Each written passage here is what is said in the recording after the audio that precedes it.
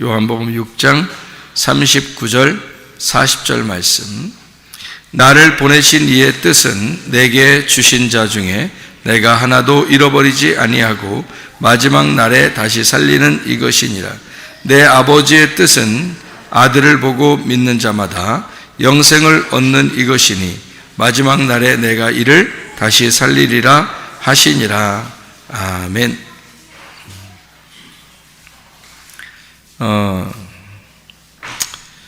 요한복음 6장은 여러분이 잘 아는 대로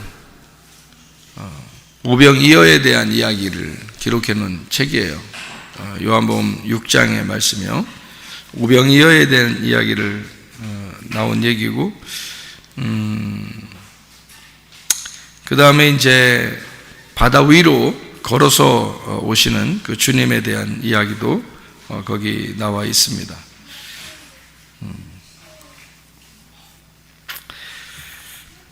여기에 요한복음 6장의 4절을 이렇게 보면 이런 말씀이 있어요. 마침 유대인의 명절인 유월절이 가까운지라 이렇게 되어 있고, 그 유월절 날에는 예수님이 뭘 하죠? 주의 만찬을 하죠. 그게 특징이잖아요. 주의 만찬 때는 뭐와 뭐를 먹고 마시는 거예요? 떡과 포도주를 먹고 마심으로써 예수님의 그 살과 피를 우리에게 주시는 그런, 내어주시는 그런 말씀을 우리에게 알려주시는 게 바로 유월절 이제 주의 만찬 이런 거죠. 요한복음 6장 9절의 말씀에 보니까 이런 말씀이 있죠. 여기 한 아이가 있어 보리떡 5개와 물고기 2마리를 가지고 있나이다. 그러나 그것이 이 많은 사람에게 얼마나 되겠사옵나이까 이렇게 이야기를 하죠. 여기서 보리떡 5개하고 물고기 2마리 하면 5개하고 2개가 합해지니까 7이죠. 보리떡 5개는 안식을 말하기도 하고 전쟁을 의미하기도 하고 율법을 의미하기도 하는 유대인을 상징하는 그런 얘기도 할 때도요. 그래서 보리떡 5개로 50명씩 앉혀가지고 5,000명을 먹이셨다. 이제 그런 다 5에 대한 숫자를 이렇게 설명하고 있죠. 율법도 5개 이렇게 10계명이 5개 해서 5계명 이렇게 나누어서 2개로 나누어서 하나님 사랑, 이웃 사랑에 대한 이야기를 우리가 알 수 있죠. 그래서 5이라고 하는 숫자는 계명이기도 하고요. 언약 할 때 5개, 그리고 우리 손가락도 5개, 발가락도 5개, 이렇게 해서 5라고 하는 숫자는 어떤 하나님의 어떤 숫자나 마찬가지예요. 그래서 율법의 숫자이기도 하고, 또 유대인들을 상징할 때도 그런 숫자이기도 하고, 그래서 누가복음 16장 19절부터 31절에 부자와 거지 나사로에서 그 부자가 형제가 5이 있었다 그렇게 얘기하는 것도 역시 그 유대인을 말할 때 이야기하는 거고요. 보리떡 5개 물고기 2마리로 5,000명을 먹이실 때 이 사람들도 다 유대인들입니다. 그러니까 유대인들을 들에다 이렇게 놓고서 먹이셨다, 이게 율법을 상징하는 그런 이야기가 되겠습니다. 그래서 보리떡 5개 물고기 2마리를 합쳐서 예수님을 의미해서 7개라고 하는 것을 말할 수가 있죠.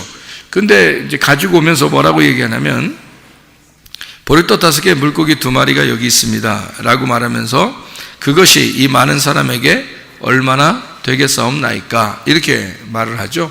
이 말은 뭐예요? 이거 물고기 2마리하고 보리떡 5개 이거 뭐 얼마 되겠어요 이거? 그러면서 이 보잘것 없는 것으로 이게 괜찮겠습니까? 이제 이런 얘기거든요. 그러면 예수님이 그러면 가지고 오라 했으니까 그게 보잘것 없는 거겠어요? 이게 보잘것 있는 거겠어요? 보잘것 있는 거죠. 근데 이 사람이 가져오면서 이거 가지고 뭐 얼마나 되겠습니까? 이제 이렇게 말하는 것은 그건 우리 생각들이죠.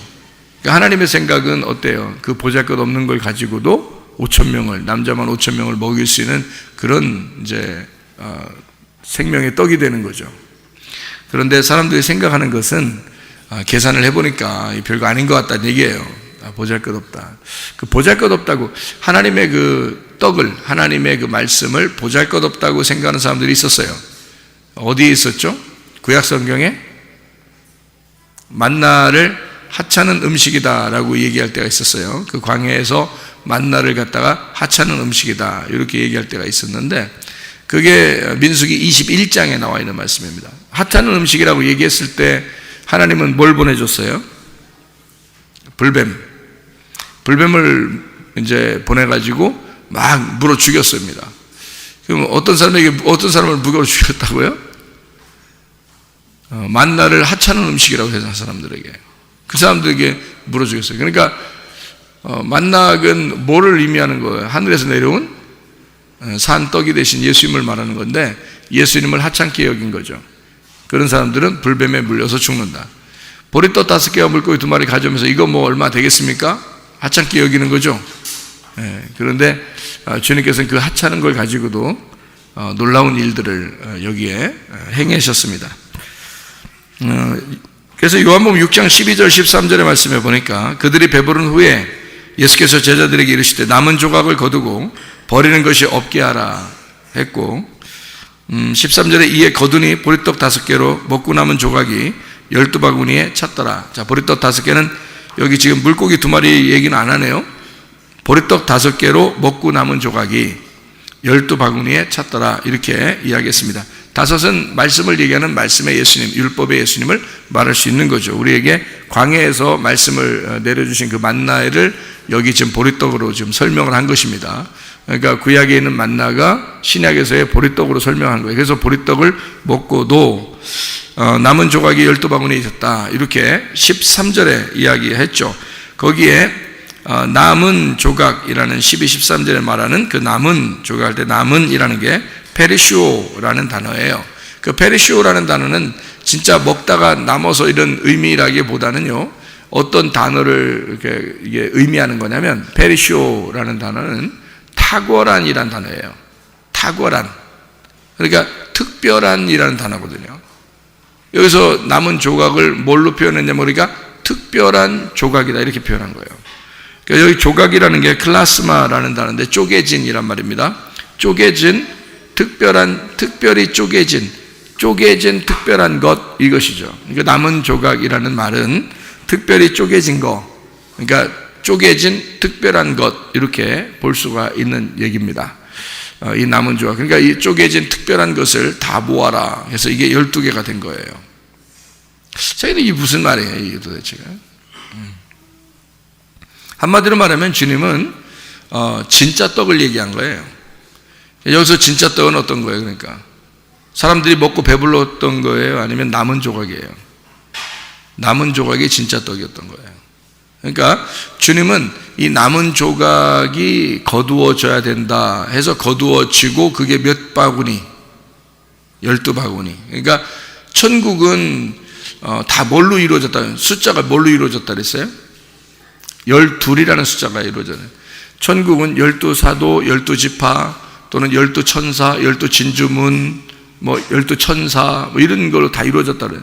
그러니까 천국은 다 12로 이루어졌어요. 왜 12로 이루어졌냐면 3 더하기 4가 7인데 3 곱하기 4가 12예요. 그래서 12로 이루어진 게 천국이고요. 이 땅에서 3 더하기 4로 내려오신 예수님이 7 안식일이 됐단 말이에요. 그러니까 이 땅에서 내려오신 예수님은 7번째고, 여기서 이제 모든 것이 완성돼서 하늘로 올라가면 12이 되는 거예요. 그래서 완성된 교회, 이거를 12, 그래서 12 제자, 12지파 이렇게 말하는 거예요. 성경에서 하필이면 12명만 왜 제자를 삼았는가라고 궁금해 하실지 모르는데 12명만 삼을 수밖에 없어요. 규칙이 그렇게 돼 있고 하늘나라 숫자도 12로 돼 있기 때문입니다. 그러니까 12명의 제자밖에 세울 수가 없어요. 그 사람을 12바구니에 집어넣었죠. 어떤 걸, 남은 조각을 12바구니에 집어넣었다. 이 12바구니에 집어넣은 12는 하나님의 교회를 말하는 거고 하나님의 천국을 말하는 거예요. 그러니까 그 12바구니에 집어넣은 조각들은 어떤 조각이라는 거예요? 쪼개진 특별한 것이라는 얘기죠. 버려지고 쪼개진 특별한 것, 그들이 12바구니에 차서 교회를 형성한다, 그런 말입니다.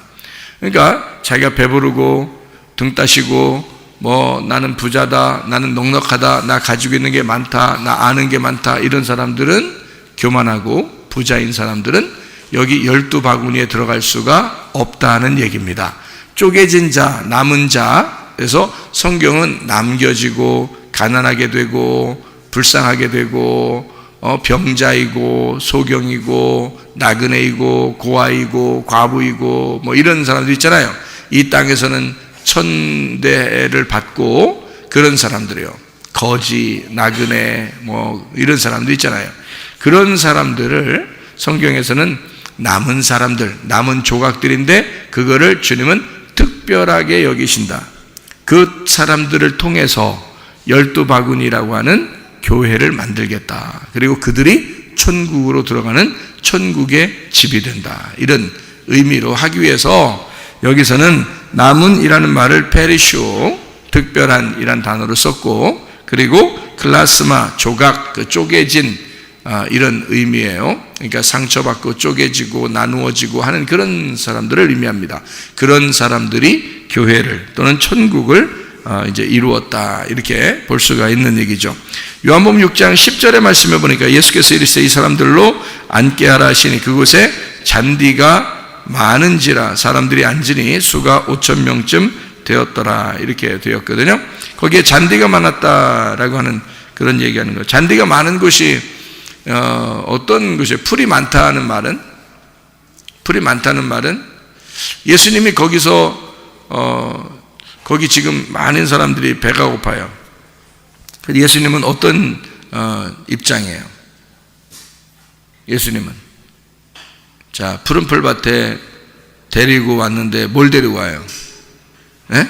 푸른 풀밭에 뭘 데리고 와요 그럼? 예? 양들을 데리고 오죠, 그죠? 양들을 데리고 오는 사람은 누구죠? 양들을 데리고 오는 사람은 양인가요? 아니겠죠? 양들을 데리고 오는 사람은 목자겠죠. 그러니까 예수님은 자기를 목자라 그러고, 목자는 양들을 데리고 와서 어디에? 푸른 풀밭에 앉혀서 먹였다는 얘기죠. 쉬게 했다는 얘기입니다. 양들이 푸른 풀밭에 이렇게 누워있다 또는 거기에 왔다 그러면 그것만큼 만족한 게 어디 있겠어요. 양들이 뭐 바라는 게 뭐예요? 그냥 푸른 풀밭에 와서 그냥 누워있으면, 거기서 마음껏 먹고 누워있으면 그게 최고 행복한 거거든요. 여러분과 제가 양이라고 그래요. 주님은 목자고 우리는 양이라고 그래요. 그러면 양들은 뭐 하는 걸 양이라고 그래요? 푸른 풀밭에 가서 실컷 먹고 그리고 누워있는 거예요. 그게 양들이 할 수 있는 최고의 것이란 말이에요. 그게 가장 행복한 거란 말이에요. 그러니까 양들은 뭐 다른 걸 하려고 하는 게 아니에요. 잘 먹고 잘 쉬는 거예요. 우리 목자 되신 예수님은 양들에게 바라는 게 뭘까요? 양들한테 잘 먹고 잘 쉬어라. 그게 그 목자가 원하는 게 그게 여러분. 우리 교회 와가지고는 어떻게 해야 돼? 여러분 교회 와서는 잘 먹고 잘 쉬는 거예요. 그러면 뭘 잘 먹어야 되는? 우리 여기 와서 점심 때도 잘 먹기도 하고 저녁 때도 잘 먹기도 하지만 특별히 뭘 자꾸 잘 먹어야 돼요? 말씀을 잘 먹어야 돼요. 말씀 잘 먹으면 어때? 여러분 계속 짐이 더 지워져요? 아니면 짐이 좀 없어져요? 말씀을 잘 먹으면 짐이 가벼워진다고요. 어떤 짐이 가벼워져요? 우리 교회 와서 말씀을 들으면 어떤 짐이 가벼워지던가요? 무거운 짐이 가벼워져요. 그 무거운 짐이 뭐예요? 율법의 짐이에요. 그러니까 율법의 짐이 벗어지는 거지. 그게 이제 복음이라고 하는 거예요. 그러니까 복음은 우리로 하여금 쉬게 만든다는 얘기죠. 방종하려고 하는 건 아니에요. 네 맘대로 살아라 이런 얘기가 아니라 하나님의 마음대로 너희가 사는데, 그 푸른 풀밭에 양들이 다른 데 있는 게 아니에요. 목자와 함께 있는 양이 행복한 겁니다. 그리고 푸른 풀밭에 누워있는 게 행복한 겁니다. 그러니까 실컷 먹고 쉬는 거예요. 그게 행복한 거죠. 그러면 교회에 와서 여러분이 교회에 오는 것이 가장 행복할 것이고, 교회에 와서 말씀 듣는 게 가장 행복할 것이고, 교회에 와서 말씀을 듣고 율법이 벗어지면서 마음적으로 쉬는 게 가장 행복할 것이란 말이죠. 그게 교회가 해야 할 일이고 교회가 여러분에게 해줘야 할 일이란 말이에요. 그거 하려고 교회들이 있는 거예요. 그러니까 교회는 어떤 면에서는 푸른 풀밭인 거죠. 뭐가 있으니까? 말씀이 풍성한 곳이니까. 예, 광야는 말씀이 풍성한 곳이 아니면 풀이 없어요. 그러면은 양들이 먹을 수가 없죠. 허허벌판이니까. 그러면 안 되죠. 근데 어디에 부분에 보면 막 이렇게 풀이 좀 있어요. 그러면 거기다가 목자가 싹 갖다 놓으면 양들이 얼마나 행복하겠어요. 거기서 계속 막 풀을 먹을 거 아닙니까? 그 다음에 너무 배부르니까 이제 쉬는 거죠. 예, 그렇게 되는 거예요. 그러니까 이게 어디에 나와 있는 이야기냐면요, 시편 23편 잘 아시죠? 여호와는 나의 목자시니 내게 부족함이 없으리라. 그가 나를 푸른 풀밭에 누이시며 쉴만한 물가로 인도하신도다. 그죠? 예, 그러니까 주님에게 오면 잔디에다가 다 풀에다가 다 놨단 말이에요. 사람들을. 그 말은 주님에게서는 양식이 풍성하다. 예, 그렇죠? 그리고 주님이 이제 보리떡 5개도 나누어 주셨죠. 그 보리떡 5개는 누구를 말하는 거예요? 예수님을 말하는 거예요. 사람들은, 배부른 사람들은 그 보리빵을 갖다가 하찮게 여기겠지만 배고픈 사람들은 보리빵이 너무너무 맛있는 거예요. 그래서 사람들이 너무너무 허겁지겁 맛있게 먹었어요. 맛있게 먹다가 배부르니까 아유, 그 나무를 별로 이렇게 귀하게 여기지 않았어요. 그래서 막 버렸네. 버리니까 주님은 뭐라고 생각했어요? 이렇게 버려진 자들이, 이렇게 너희들이 배부르게 먹지만 이렇게 버려진 자들이 천국의 사람들이다 라고 다시 일깨워 주는 거예요. 그래서 남은 조각, 이것은 특별한 조각들이다. 이것은 너희들에게서 찢겨지고 나누어진 예수 그리스도야. 그래서 12바구니에 차게 거두어라. 그래서 12바구니라는 천국, 12바구니라는 교회에 우리들을 모아놓은 것이다, 그 말이에요. 그게 여러분과 저 남은 사람들입니다. 원래 유대인은 아니지만 하나님께서 보실 때 특별한 구원받을 만한 이방인들이다. 쫓겨난 자들, 찢어진 자들, 상처 입은 자들, 소경, 나그네, 고아, 과부와 같은 그런 불쌍한 사람들이 바로 여러분과 저예요. 그런 사람들을 주님은 다시 모아서 이렇게 떡을 다시 모아놓고 이것이 천국의 교회다, 천국의 사람들이다 라고 이야기를 했습니다. 요한복음 6장 13절의 이야기를 지금 우리가 하고 있습니다. 보리떡 5개로 남은 조각이 12바구니에 찼더라. 예, 차고 넘쳤다는 얘기고 찼다는 얘기입니다. 한마디로 말하면 여기 남은 조각이니까 남은이란 말이 페리시오, 탁월하다는 말이고요. 남다, 넘친다, 풍성하다라는 그런 의미예요. 그러니까 좋은 의미고요. 조각이라는 말이 클라스마, 쪼개진, 쪼개졌다는 말은 이제 원래 나누어져 있는 그런 조각이 아니고요. 하나인 빵에서 이렇게 떨어진 걸 얘기해요. 하나인 빵에서 떨어진 거. 그러면 하나의 빵이 뭐겠어요? 하나의 빵이 예수님이에요. 하나의 빵이 이게 예수님인데 여기서 쪼개졌으니까 자기 몸이 찢어진 거죠. 자기 몸이 찢어진 거예요. 그러면 그 조각을 볼 때 누구처럼 보이겠어요? 예수님이 볼 때는 찢겨진 자기 몸처럼 보이는 거예요. 그죠? 그러니까 그 조각도 역시 예수님의 몸인데 자기들끼리 볼 때는 별거 아닌 거로 봤단 말이에요.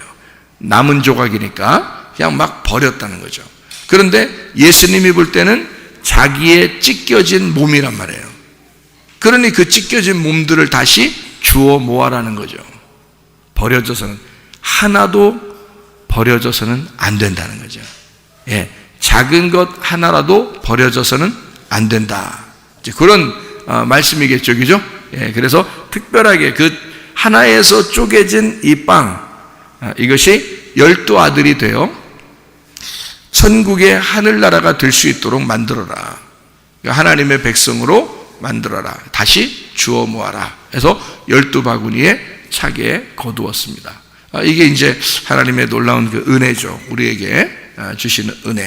하나님은 우리를 그냥 하찮게 버려도 될 만한 그런 우리들을 진짜 자기의 몸으로 여겨서 찢겨진 우리들을 하나님의 그 사랑의 몸으로, 자기의 몸으로 여기신다는 거예요. 그만큼 우리를 사랑하신다. 그런 말씀이 되겠습니다. 요한복음 6장에 이제 18절의 말씀에 보니까 이런 말씀이 있어요. 큰 바람이 불어 파도가 일어나더라. 자, 다 먹고서 사람들이 어떻게 했냐면요, 예수님을 막 임금 삼으려고 했단 말이거든요. 15절에 그러니까 임금 삼으려고 막 하니까 예수님이 혼자 산으로 가셨어요. 도망가다시피 간 거예요. 사람들이 땅에 임금을 삼으려고 그러니까. 이 생각해봐요. 막 기적을 막 일으켰는데 세상에 그냥 보리빵 5개로 그냥 5,000명 먹여버리고 나 12바구니에 딱 남았으니까 보통 기적이 아니죠. 이 예수님만 임금으로 삼아버리면 그냥 대단할 것 같은 거예요. 그래서 임금을 삼으려고 했단 말이에요. 그러면 이 사람들이 임금 삼으려고 하는 예수님은 하늘의 임금이에요, 땅의 임금이에요? 원래 하늘의 임금이신데 이 사람들은 임금을 삼으려고 했어요. 어디 임금을? 땅의 임금을 삼으려고 했다는 거지. 왜 땅의 임금을 삼으려고 그래요, 이 사람들은? 왜 하늘의 임금을 갖다가 하늘의 왕을 왜 땅의 왕을 삼으려고 하죠? 예? 왜 여러분 같으면 하늘의 왕이 예수님이야? 그럼 이 땅에 오셨는데 이 땅에 오신 예수님을 이 땅의 왕으로 내가 삼으려고 했어. 그러면 이유가 뭐예요? 여러분 같으면, 여러분은 왜 그렇게 하겠어? 그렇게 한다면? 여러분 같으면 예? 왜 그렇게 하겠어요? 예수님을 진짜 왕으로 섬기려고 한 거예요? 예수님이 나한테 좀 도움되게 하려고 한 거예요? 나한테 도움되게 하려고 여기서 왕 삼아버리려고 하는 거야. 그렇지 않아요? 자, 그러면 여러분, 기독교인들이 이런 정신들이 얼마나 많은가 생각해 보세요. 하나님, 진짜 하늘의 왕으로 우리가 섬겨야 되는데, 진짜 하나님으로 믿어야 되는데, 이 땅에서 내 왕이 되십시오 이러잖아요. 내 왕이. 그러니까 나한테 좀 도와주는 왕이 됐으면 좋겠다는 거예요. 여러분이 교회 와가지고요, 기도합니다. 하나님, 이것도 도와주세요, 이것도 도와주세요, 막 그런단 말이에요. 뭐 두드려라 열릴 것이요 그랬으니까 그 취업의 문도 열어주시고 결혼의 문도 열어주시고 공부 잘하는 문도 열어주시고 막 이런단 말이에요. 사업의 문도 열어주시고 막 문 열어달라고 그러잖아요, 다. 예? 근데 성경에는 구하라 찾으라 두드려라 했을 때 그 두드려라는 말이 크로우라는 단어거든요. 그게 부셔버리라는 뜻이에요. 두들겨 패서 부셔라는 뜻인데요. 그게 깨지는 겁니다. 그러니까 이게 때려가지고 깨지는 걸 말해요. 그게 두드리라는 단어거든요. 그 깨지면 그러면 주님이 우리한테 들어와가지고 함께 먹고 함께 마시겠다는 얘기예요. 우리가 예수님을 두드려서 깨부시면 주님의 가슴을 열고 우리를 받아들이겠다는 뜻이고, 그게 먼저 십자가에서 이루어졌어요. 그래서 그 예수님이 우리의 문을 두드리겠다는 겁니다.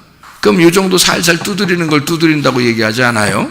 우리의 가슴을 갖다 쳐서 부셔버리겠다는 겁니다. 그리고 네 가슴이 열리면 주님이 우리 안에 들어오겠다는 거예요. 그러니까 어떤 뜻이냐면 요한복음 15장 7절에 이런 말씀이 있죠. 너희가 내 안에, 내 말이 너희 안에 거하면, 그러면 너희가 원하는 대로 다 구해봐라, 그대로 이루어질 것이다 라고 돼 있죠. 예, 그게 무슨 말이냐면 우리가 예수님을 죽이고 그 가슴 안에 들어가고 주님께서 나를 죽이고 내 가슴 안에 들어오면 내가 주님 안에 들어갔고 주님도 내 안에 들어오신 거죠. 그러면 네가 원하는 대로 구해봐라, 그런 말이거든요. 예, 그러니까 이게 둘이 하나 됐다 그런 뜻이에요. 예수님하고 우리가 하나가 되었다. 그러면 원하는 대로 구하라. 그럼 그 원하는 게 내 원하는 게 되겠어요? 하나님의 원하는 게 되겠어요? 하나님의 원하는 것이 되죠. 내 원함이 아니라 하나님의 원함이 되는 거예요. 내가 주님을 밀고 들어가고 주님도 나를 밀고 들어오셔서 서로 하나가 되겠다는 그런 얘기예요. 그런 말씀이거든요. 그래서 그게 두드리라는 뜻이에요. 그게 두드린다. 그러면 들어와서 뭐 한다는 거예요? 예수님이 우리 안에 들어와서 어떻게 한대요?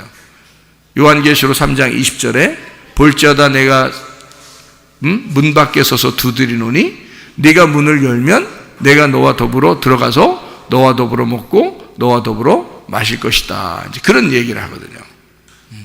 그러면 주님이 와가지고는 어떻게 하겠다는 거예요? 주님이 나와 하나가 돼서 나와 함께 어떻게 하겠다는 거예요? 같이 먹고 같이 마시겠다는 거예요. 그러면 같이 먹고 같이 마시는 날이 언제예요? 같이 먹고 같이 마시는 날이 언제죠? 어느 때 그렇게 해요? 주의 만찬 때 그렇게 해요. 주의 만찬은 왜 하는 거죠? 무슨 날 때문에? 어떤 절기 때문에 하는 거예요? 유월절 절기 때문에 주의 만찬을 하는 거거든요. 그러면 유월절과 주의 만찬, 그리고 주님이 나와 더불어 먹고 마신다는 얘기는 예수 그리스도의 십자가의 죽음을 말하는 거거든요. 그렇죠? 그러면 주님이 내 안에 들어와서 하고 싶은 게 뭐라고요? 같이 먹고 같이 마신다. 다시 말하면 내가 너와 함께 죽었음을 네가 깨달았으면 좋겠다, 그 말이거든요. 그러니까 우리가 주님 안에 들어갔고 주님이 죽으셨던 거예요. 내 안에 주님이 들어오셨다는 말은 내가 죽었다는 얘기예요. 자, 먼저는 예수님이 죽을 테니까 그 다음으로 네가 따라와서 네가 죽어라. 그러면 내가 네 안에 들어갈 것이다, 이런 얘기잖아요. 그러니까 주님이 따라오라는 것은 십자가를 지라고 그랬죠. 주님이 십자가를 먼저 졌으니까 우리가 십자가를 지고 따라오래요. 그러면 예수님이 십자가 지고 죽었으니까 너도 십자가를 지고 죽어서 따라오라는 얘기하네요. 그러니까 주님이 먼저 죽으시고 그 다음에 내가 죽으면 주님이 나와 함께 먹고 마실 것이다. 네. 그러면 그게 이제 먹고 마신다는 말이 뭐를 먹고 마신다는 거예요? 주님의 살과 주님의 피예요. 그게 복음이죠. 복음을 먹고 마신다는 얘기고요. 하나님 예수 그리스도를 먹고 마신다는 뜻입니다. 그렇죠? 예수 그리스도를 먹고 마신다는 건데, 여러분이 적어도 우리 교회에 다니면서 말씀을 듣는 사람이라면 적어도 내가 구하고 내가 찾고 내가 두드리게 되면 뭔가 내 문이 어떻게 열릴 것이고, 취업의 문이 열리고, 결혼의 문이 열리고, 학업의 문이 열리고, 사업의 문이, 적어도 그런 얘기는 안 된단 말이에요. 적어도 이건 진짜 성경의 기본이 상실된 말이란 말이에요. 전혀 성경을 모르는 얘기, 엉뚱한 얘기를 하는 거죠, 그거는. 왜냐하면 여러분이 여기 성경에 나와 있듯이 사람들이요, 예수님을 임금 삼으려고 했습니다. 왕으로 삼으려고 했어요.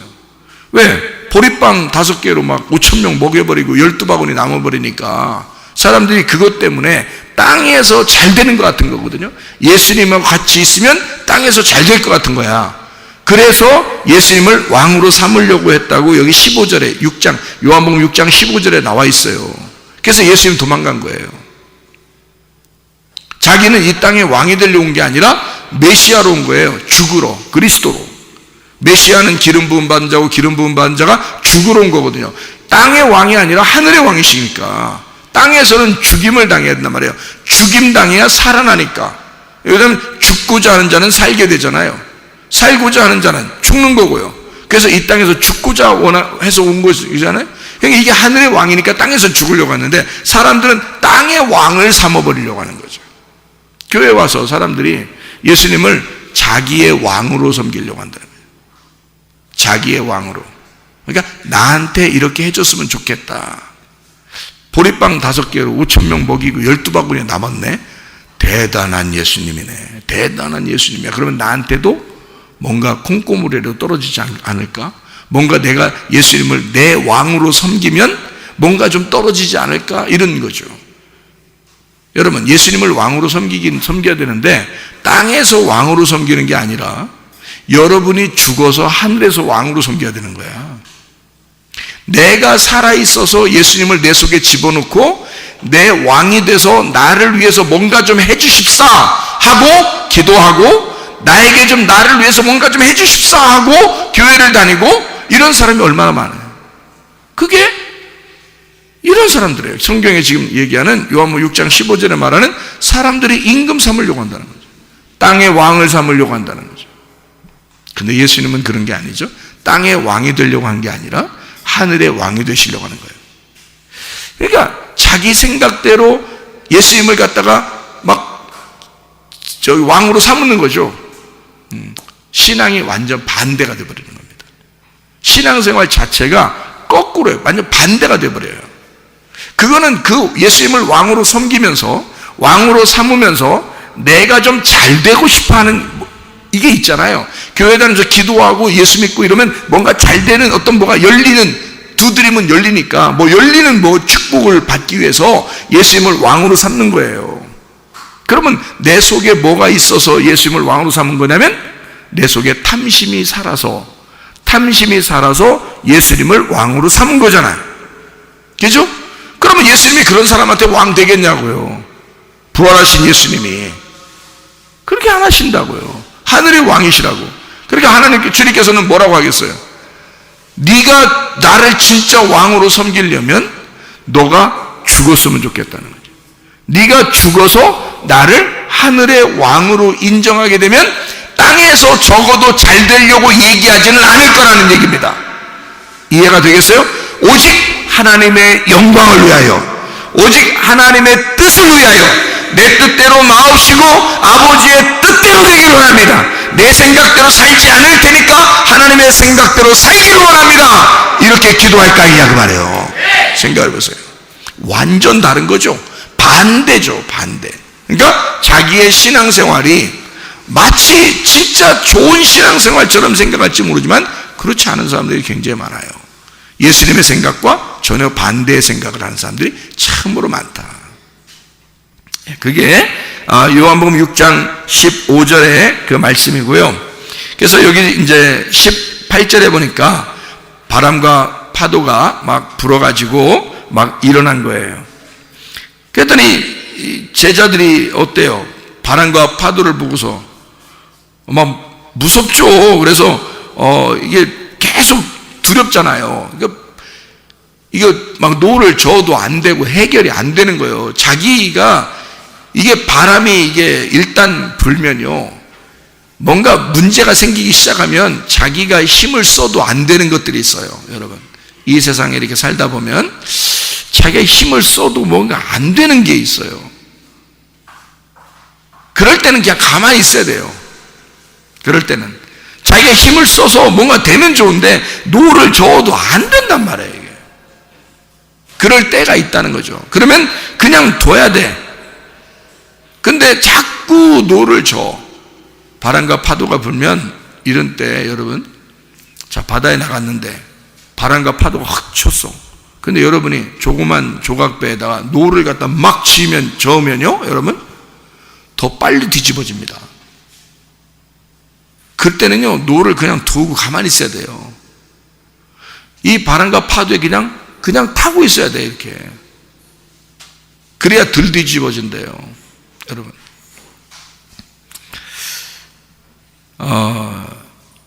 바람과 파도가 있는 이유는 뭐 하려고 그러는 거예요?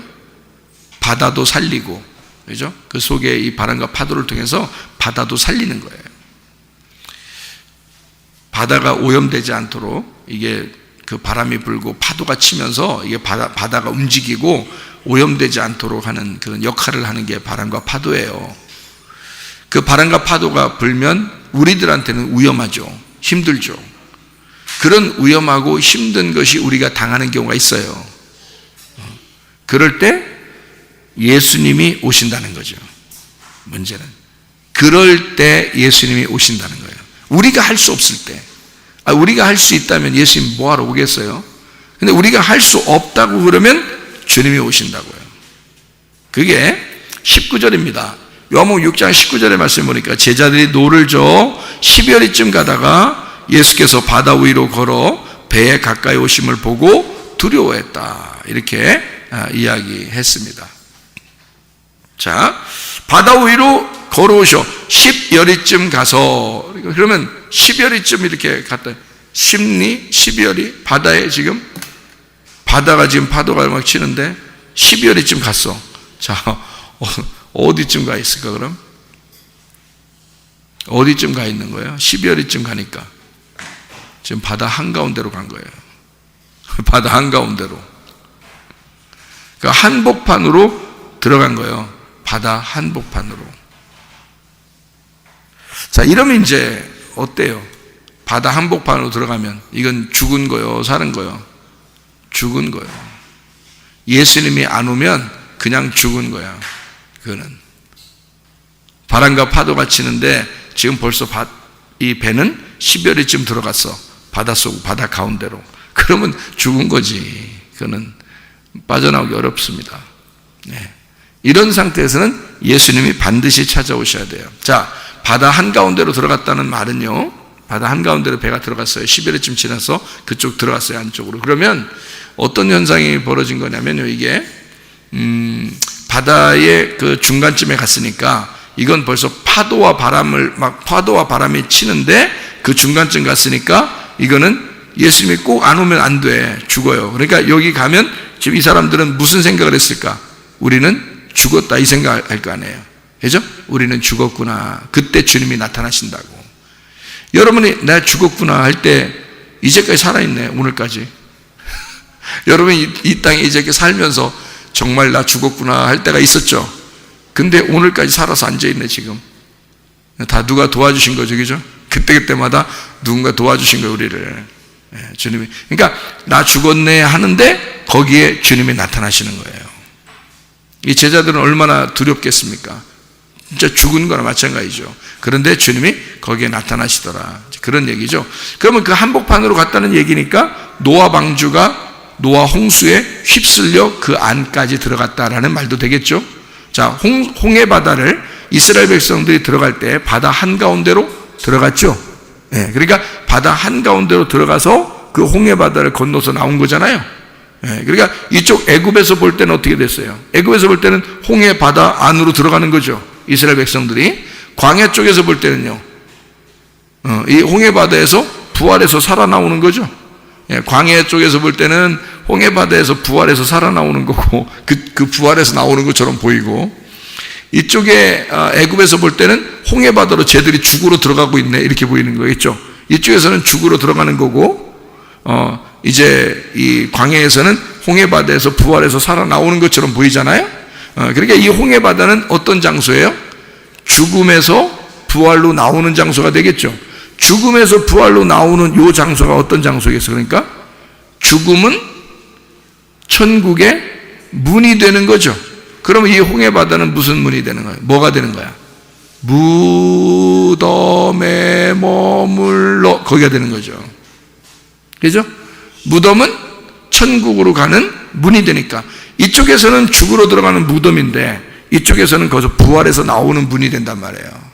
이해가 되겠죠? 그게 무덤이란 말이에요. 그러니까 홍해 바다 자체는 무덤인 거야. 그래서 침례받는 거를 뭐라고 하는 거냐면 무덤에 들어갔다, 죽었다라고 그걸 침례라 그러는 거예요. 네, 그거를 침례라. 그러니까 무덤에 들어갔다, 죽었다, 그걸 침례다, 이렇게 말하죠. 자, 그러니까 우리가 마치 그 죽음과 부활을 경험하는 그 장소가 바다 한가운데, 바람과 파도가 치는 그 바다 한가운데, 그 죽음, 그 가운데에서 주님을 경험하게 된다. 이제 이런 의미가 되겠죠. 요한복음 6장 19절에 제자들이 노를 저 10여리쯤 가다가 예수께서 바다 위로 걸어 배에 가까이 오심을 보고 두려워했다. 이상하네요. 여기에 이 사람들은 바다 가운데서 지금 죽을 지경인데, 제자들은, 예수님은 어떻게 오고 있어요? 바다 위로 걸어서 오는 거예요. 그럼 바다하고 상관이 있다 없다? 바다하고 상관없이 걸어오고 있는 거잖아요. 뭐 수영한 것도 아니고, 뭐 잠수해서 막 수영하고 이렇게 해서 예수님 오신 것도 아니고, 바다를 위로 걸어서 이렇게 온 거니까 바다를 짓밟고 오는 거죠. 지금 이 제자들은 뭐 때문에 죽을 것 같은데? 바다 때문에 죽을 것 같은데 예수님은 그 바다를 밟고 오시는 거야. 승리하신 예수님이죠, 그죠? 예. 그러니까 제자들을 죽일 것 같은 그 바다와 파도와 바람과 그 바다가 사실 이 바람과 파도가 죽이려고 한 건 아니죠. 파도와 바람이 불어서 바다에 빠지면 죽는 거잖아요. 그렇죠? 그래서 바다가 사람들을 삼키면 죽는 거거든요. 그런데 그 바다를 예수님이 걸어서 밟으면서 온단 말이에요. 그러니까 무덤을 이기신 승리의 주님, 그죠? 승리의 주님만 우리에게 오시면, 부활의 주님만 우리를 찾아오시면 우리의 모든 문제는 해결될 것이다 그 말이죠. 네. 그러니까 우리는 사실 누구만 만나면 해결되는 거예요. 예수만 만나면, 부활하신 예수만 만나면 모든 문제는 해결된다. 내가 열심히 노력하고 노를 저어서 뭐 열심히 해도 자꾸 죽음의 그 가운데로 들어가게 돼 있어요. 아무리 노를 저어도 죽음의 가운데로 들어가게 돼 있고, 우리는 죽었다라고 여길 때, 난 진짜 죽었구나 라고 여길 때, 그때 그 바다를, 나를 죽이는 그 바다를 밟고 오시는 분이 있는데, 그분이 바로 부활하신 주님이시라는 거죠. 우리에게는. 그런 예수님이 여러분과 함께 하시면, 한마디로 말해서 노아 방주와 같은 그 안식을 주시는 예수님, 바다가 아무리 휘용해도 노아 방주는 계속 떠다니잖아요. 바다 위로 이렇게 떠다니잖아요. 예수님이 노아 방주와 같으신 분이죠. 그래서 내 방주 안에 들어와라, 그럴 거 아니에요? 예수님이 내 방주 안에만 들어오면, 내 배 안에만 들어오면 너희들은 이 아무리 너희들을 죽이려고 했던 바다도, 바람과 파도도 너희를 죽이지 못할 것이다. 내 배 안에 들어와라. 그 어디로 들어와라는 얘기예요? 그게 어디로 들어오라는 얘기예요? 예수님 품 안으로 들어와라 그 말이겠죠. 예수님 품 안으로 들어와. 예수님 품이 어떻게 생겼는데요? 예수님의 십자가 못 박혀 죽으셔서 이게 가슴이 이게 열려져야 우리가 그 안에 들어가겠죠. 그래서 다시 말하면 예수의 죽음을 깊이 생각하라 그 말이에요. 예수님의 죽음을 깊이 네가 한번 생각해봐라. 자, 예수의 죽음을 깊이 생각하면 뭐 좋은 게 있나요? 얘기할지 모르겠지만 예수의 죽음을 깊이 생각하면 뭐가 좋은 거냐? 예수의 죽음을 깊이 생각하면 예수가 나를 얼마나 사랑하시는가를 알게 된다는 거지. 그러면 해결될 거 아니냐 이 말이야. 네가 이렇게 지금 죽을 것 같지만 예수는 나를 위해서 죽으셨어. 그러면 그 정도는 나를 사랑할 거 아니냐 그 말이야. 그 정도는 나를 사랑. 그러니까 너희들 나의 죽음 안으로 들어와. 내 배 안에 들어와. 내 가슴 안에 들어와. 내 방주 안에 들어와서 내 방주 안에 타라. 그러면 너희에게 얼마나 안식이 되며 얼마나 쉼이 될 것인가. 그런 말씀이에요. 그러니까 주님의 품 안으로 들어와라. 어느 품? 바다 위를 걸어오시는 그 주님, 바다를 밟고 승리하시는 그 주님 안으로 들어가라. 어떤 주님이야? 나를 위해서 유월절 어린 양으로 죽으신 예수 그리스도의 가슴 안으로 들어가면, 예수의 십자가를 생각하면 나를 얼마나 사랑하시는지를 알게 된다는 거지.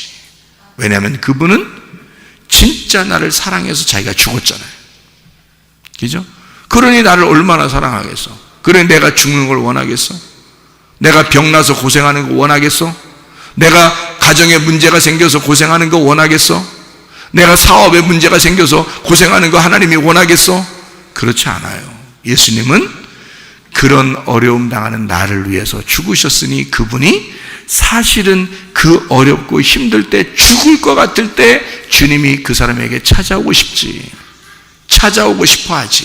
그렇게 걸어서 바다 위를 걸어서 오셨다 그 말입니다. 이해가 되겠죠? 무슨 말인가? 그런 주님이시다. 바다 위를 걸어서 오신 그 주님. 그때 요한복음 6장 21절 말씀에 이에 기뻐서 배로 영접하니 배는 곧 그들이 가려던 땅에 이르렀더라. 배로 영접하니 예수를 영접했단 말이에요.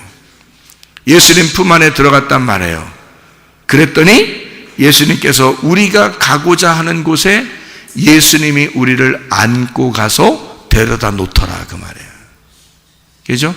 열심히 노를 저어도 못 가던 곳인데 우리가 가고 싶어 하던 곳에 주님이 우리를 품에 안고 가신다는 것. 자, 얼마나 쉽겠어요? 자, 어떤 게 진짜 믿음이에요? 어떤 게 믿음이 더 좋은 거예요? 여러분, 우리 교회 와서 우리는 열심히 하지 말라고 그럽니다. 왜 열심히 하지 말라고 그러냐면 주님이 우리를 안고 가고 싶어 하신다는 사실을 내가 알았기 때문입니다. 그래서 여러분에게 될 수 있으면 좀 쉬어라, 좀 가만히 있어봐라, 주님이 일하시도록 한번 해봐라, 주님께 그렇게 그냥 기다려봐라 라고 얘기하는 거거든요. 근데 어떤 사람들은 열심히 율법적으로 일해야지 주님이 기뻐하신다고 생각해요. 내가 이렇게 안 하면 하나님이 나 싫어하면 어떡하지? 하나님 내가 열심히 이렇게 하면 하나님이 날 좋아하실 거야 라고 생각하는 사람이 너무 많아요, 교회 다니는 사람 중에. 근데 우리 교회 오면 그렇게 가르칩니까? 그렇게 안 가르쳐요. 될 수 있으면 가만히 있어라, 될 수 있으면 주님이 하도록 하시자, 주님이 우리를 섬기도록 하자. 내가 주님을 섬긴다고 열심히 주님을 따라간다 해도 힘드니, 우리가 아무리 노를 저어도 힘들고 어려우니, 마치 죽을 것 같은 문제들만 막 생기고 이러니 우리가 아예 이것을 노를 내려놓고 그냥 내 마음을 내려놓고 주님 기다리면서 그냥 나 죽었소이다 라고 기다려보자. 그러면 주님이 찾아오실 것이다. 그 부활의 주님이 여러분을 찾아오게 되고 우리가 그 예수님을 영접하기만 하면 내가 원하던 그 장소에, 내가 원하는 그 장소에 이미 도착해 있다 그 말이에요. 그러면 주님이 하신 거라는 거죠. 그게 예수 믿는 진짜 믿음이 더 좋은 사람 아니겠습니까? 제가 예수를 다시 만난 다음에 진짜 믿음이 생기는 거죠. 옛날에 더 열심히 했었는데 뭐 땅에서 열심히 한 거죠. 그렇게 열심히 한 거는 진짜 믿음이 아니라고 생각되는 거죠. 그래서 제가 아하, 이런 게 진짜 믿구나, 믿음이가 이게 가만히 있는 게 진짜 믿음이구나 라고 알고 지금은 다 가만히 있자 그렇게 얘기하잖아요. 다 가만히 있자고. 이게 더 큰 믿음이니까. 내가 가만히 있으면서 주님이 날 사랑하신다고 믿는다는 건 진짜 큰 믿음이거든요.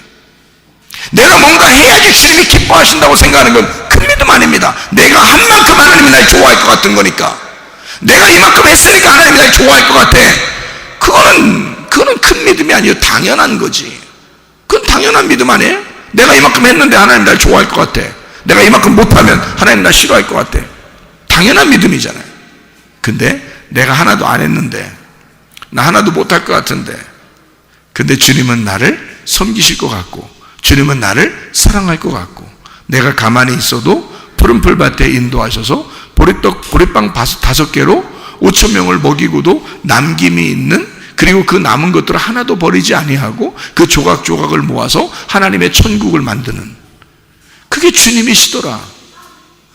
그런 사실을 깨닫고 기다릴 줄 아는, 그 사실을 깨닫고 주님을 기대하는 그 믿음, 그게 더 큰 믿음 아니겠습니까?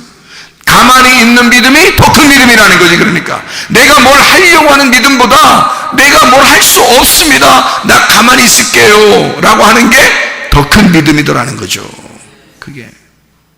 그게 더 어려워요. 그렇죠? 더 쉬운 건데 그게 어떻게 보면 더 어렵다고.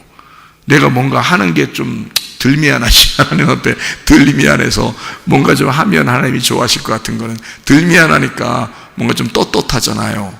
근데 내가 뭘 하지도 못했는데 주님을 의지하게 되고 주님을 믿어야 되고 주님이 다 해주셔야 될 것으로 믿고 그러면 그거는 참 우리 자신들이 미안하기도 하고 그러잖아요. 근데 미안해하는 마음을 가지면 믿음이 아니죠. 예를 들어서 자녀가, 아기가 태어났어요. 엄마 아빠가 기저귀도 갈아주고 분유도 타서 먹이고 엄마가 젖도 먹이고 그러는데 아기가 젖 빨아 먹으면서 미안해, 어떡하지? 엄마 이거 내가 젖 빨아 먹으면 이거 뭐 이게 막 안 좋을 텐데 어떡하지? 자꾸 엄마 영양일 다 빠져나가고 나는 이거 다 빨아먹고 이거 어떡하지? 이렇게 아기가 정말 미안해하는 마음으로 막 이렇게 막 빨아먹으면서 막 미안해가지고 도저히 막 어떨 때 못 빨아먹고 뭐 이렇게 하고 기저귀 갈아주려고 부모님이 막 그러는데도 아기가 막 너무 미안해서 벌떡 일어나 버리고 이렇게 기저귀 갈고 이렇게 있어야 되는데 막 벌떡 일어나는 거야. 미안하니까 아기가 미안해서. 엄마 얼마나 놀라겠어요. 엄마 아빠가 기저귀 갈아주려고 하다가 아기가 벌떡 일어나고 막 이러면 얼마나 미안하겠어요. 얼마나 놀라겠어요. 근데 아기는 자기는 미안해서 그런 거예요. 그러면 아기가 지금 눈치 보고 있는 거 아니에요? 젖을 빨아 먹어야 돼, 말아야 돼, 이거. 기저귀 가를 때 내가 일어나야 돼, 말아야 돼. 응? 또 장난감 사주려고 그러는데, 장난감 사주시면 되나 안 되나, 이거 내가 따져봐야 되겠는데, 내가 생각해 봐야 되는데, 괜찮아요. 안 사줘도 됩니다. 이렇게 한다면 엄마 아빠에게 굉장히 지금 눈치 보고 있는 거죠. 그럼 다른 사람들이 생각할 때는 어때요? 야, 얘는 어떻게 애가 예의가 발라. 그러잖아요? 예의가 발라. 애가 진짜, 야, 너 철들었다. 야, 어린데 어떻게 애가 철들었냐 그러는데요. 여러분 깊이 한번 부모님 입장에서 생각해 봅시다. 얘가 지금 태어나서 계속 엄마 아빠의 눈치를 보고 산다면, 그럼 얘는 지금 뭔가 이상한 겁니다. 정신적으로. 그렇잖아요? 자기가 지금 엄마 아빠를 못 믿고 있는 거예요. 엄마 아빠를 못 믿는 거야. 자기가 잘할 때만 잘해줄 것 같은 거야. 자기가 못하면 못해줄 것 같은 거야. 그래서 지금 눈치를 보면서 지금 예의를 차리고 있는 거예요. 이상한 어린아이 아닙니까? 얘는 엄마 아빠를 지금 믿고 있는 거예요? 안 믿고 있는 거예요? 안 믿고 있는 거예요. 제가 무슨 말 하는지 이해가 되겠습니까? 나는 하나님 아버지를 이렇게 발견했단 말이에요. 내가 할 수 있는 게 아무것도 없구나 라는 걸 발견했어요. 그래서 저는 아예 나를 포기했고, 주님만 나를 섬기십시오. 주님 나를 이것도 해주시고 저것도 해주세요. 나는 주님을 진짜 아버지로 믿으니까 바뀌었단 말이에요. 제가 바뀌니까 복음을 알게 된 거야. 은혜를 알게 된 거야. 하나님의 사랑을 알게 된 거야. 아버지 엄마가 무작정 내게 좋은 것으로 주려고 하는 것인 그 하나님 아버지가 그런 마음을 가지고 있구나라는 걸 아는 거예요. 제가. 그래서 당당하게 요구하는 겁니다. 하나님께요. 그게 당연한 거 아닌가? 내가 막 하나님 눈치 보고 있고 엄마 아빠한테 자녀들이 막 눈치 보면 일단 눈치 보면서 자기가 잘할 때만 엄마 아빠가 좋아할 거야 라고 생각을 한다면 엄마 아빠를 인정을 안 하는 거지. 엄마 아빠로서 인정하지 않고 옆집 아저씨로 인정하든지 이런 거겠죠. 아마 학교 선생님으로 인정하든지 이러겠죠. 그건 아니지. 그죠? 엄마 아빠로 인정한다면 우리가 당당해질 필요가 있죠. 엄마 아빠한테. 그렇죠? 그게 더 믿는 거잖아요. 엄마 아빠를 믿어요. 그러니까 엄마 아빠니까 나한테 그렇게 해주실 거야 라고 내가 믿는 거잖아요. 그렇죠? 그러니까 주님은 나의 그 가장 바다 한가운데 힘들어할 때, 내가 죽고 싶을 때, 그 죽을 것 같을 때 주님은 반드시 나를 찾아오셔서 나를 건져내실 하나님이심을 나는 믿는다. 그 하나님이, 그 예수 그리스도가 우리의 주인이시다. 그분이 이렇게 찾아오셔서 두려워하지 마라, 평안할지어다. 그런단 말이에요. 두려워하지 마라, 평안할지어다. 나 너희들에게 무섭게 하는 하나님 아니야. 그 말이에요. 나 너희들과 하나가 된 하나님이야. 나 너희들에게 무섭게 하려고 하는 거 아니다. 두려워하지 마라. 나는 너희들이 무서워하고 율법적으로 힘들게 하나님 믿는다는 거, 그게 진짜 믿음이 아닌 거야 라고 얘기해 주는 거예요. 주님께서는 두려워하지 마라. 그 말 속에는 다 그게 들어있잖아요. 그죠? 너희들 율법적으로 하지 마. 너무 노력하려고 너무 눈치 보고 그러지 마. 난 너희들을 자녀로 생각하는데, 자녀들한테는 부모가 당연히 위험에 처해 있을 때 당연히 돕는 거야. 그게 부모야. 근데 너희들이 눈치 보고 두려워하고 무서워한다면 하나님을 믿을 때 진짜 율법적으로 믿는 거잖아. 나는 그런 하나님 아니야. 율법의 하나님 아니야. 나는 은혜의 하나님이야. 사랑의 하나님이야. 구원의 하나님이야. 그 주님을 우리가 만나셔야 된단 말이죠. 우리가 그런 주님을, 그게 우리의 진짜 주인이니까 그 예수님을 영접하게 될 때 우리가 원하는 장소에 주님도 같이 원해서 함께 있으니까, 그러니까 그 장소에 배가 도착하더라. 노아 방주에 이게 없죠.